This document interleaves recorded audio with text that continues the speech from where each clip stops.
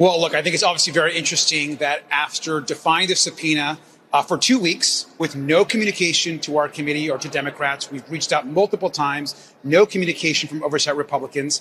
45 minutes after we file contempt charges against Pam Bondi, they finally announce a date. Exactly what we wanted. So I'm glad that when we fight and push for justice and the truth, we can actually get results and move this investigation forward.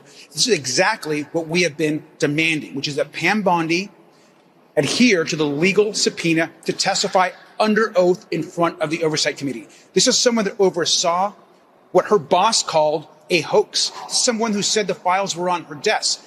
50% of the files she never released. And so these are questions that have to be asked.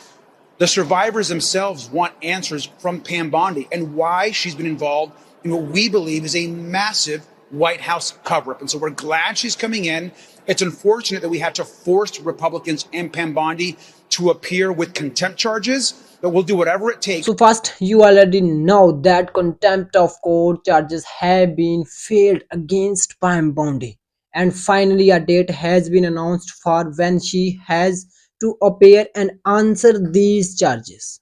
Now, as you have seen in the video, Pam Bondi, the former Attorney General, was asked many questions, but she kept giving opposite and unrelated answer. Question for you. How many of Epstein's co-conspirators have you indicted? How many perpetrators are you even investigating? This administration released over 3 million pages of documents, over 3 million, and Donald Trump signed that law to release all of those documents. He is the most transparent president in the nation's history. And none of them asked Merrick Garland over the last 4 years one word about Jeffrey Epstein. How ironic is that? You know why? Because Donald Trump, the Dow right now is over $50,000. I don't know why you're laughing.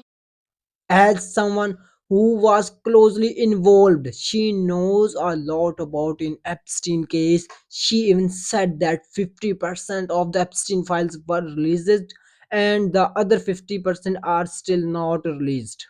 Many questions were asked about to her, but she avoided answering them properly. Whenever she was asked about the files, what whether she released them or anything related, she would not give a direct answer. Instead, she would start talking about Donald Trump.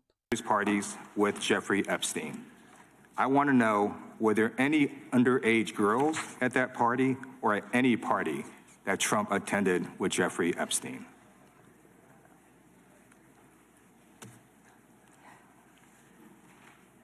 This is so ridiculous, and that they are trying to deflect from all the great things Donald Trump has done. She's saying he's a good person and good president of America. As I showed in my previous video, her answer were always different from the question asked. You also know that there is a pressure in this case. The women who were victims of Jeffrey Epstein are demanding justice. I show you their pictures before. They are standing up and asking for justice. But Pam Bondi stayed silent and did not give clear answer, even though she has all the Epstein files and records. The victims of women are asking for justice, but when they ask for justice, they are again told to show proof and repeat these stories. They are asked to show records and evidence of what happened to them, but these women say they have already suffered enough. They do not want to relive their trauma again and again. It's very bad news. We already know that they have given all their records to FBI. They have shared everything about what happened to them, including evidence and pictures, but still they are being asked again to prove it. Instead of helping them, they are being forced to go through the same pain again. But asking a victim to repeat their trauma is very wrong and painful.